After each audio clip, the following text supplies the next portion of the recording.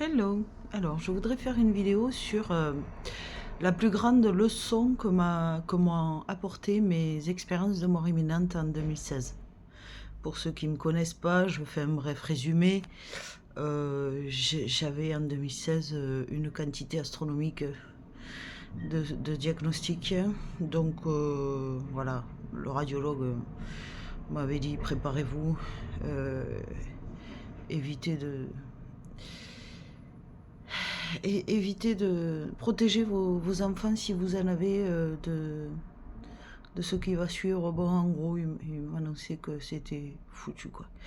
Tellement j'avais de problèmes de santé à ce moment-là.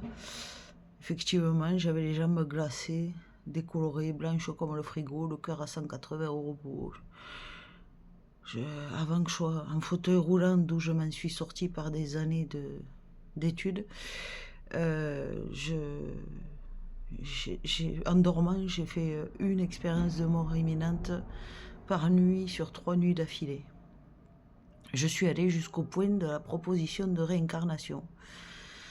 Bon, et donc je fais cette vidéo pour vous expliquer quelle est la plus belle leçon des expériences de mort imminente, celle qui rend humble, remet l'ego à sa place, et si elle était répandue, pourrait peut-être instaurer la paix dans le monde.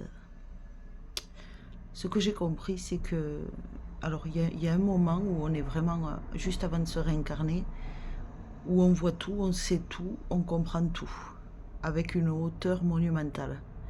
On voit tout dans son ensemble.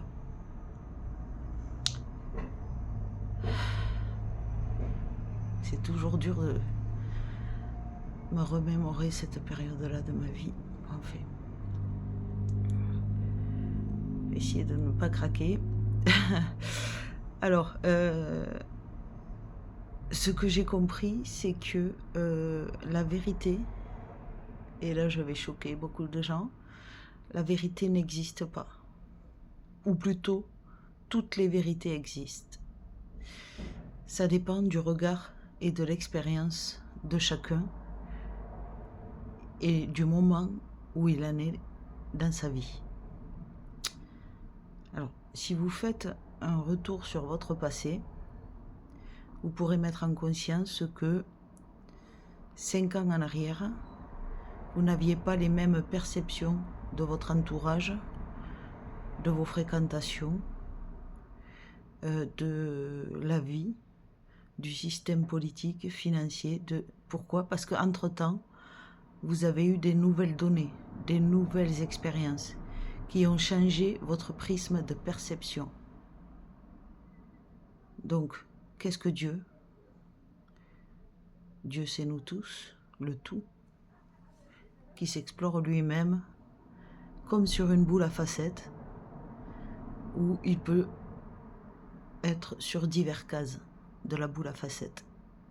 Et en fonction de la case sur laquelle il se trouve, donc de son expérience de vie, il va avoir une perception totalement différente de tout par rapport à son parcours personnel, l'endroit où il est né, son vécu, etc., etc. Donc, prétendre détenir la vérité est une absurdité. C'est une absurdité. Et vouloir l'imposer aux autres encore plus. Toute croyance se respecte. Mais vouloir imposer une croyance en particulier, pour moi, maintenant, c'est de la débilité. C'est vraiment absurde. Absurde.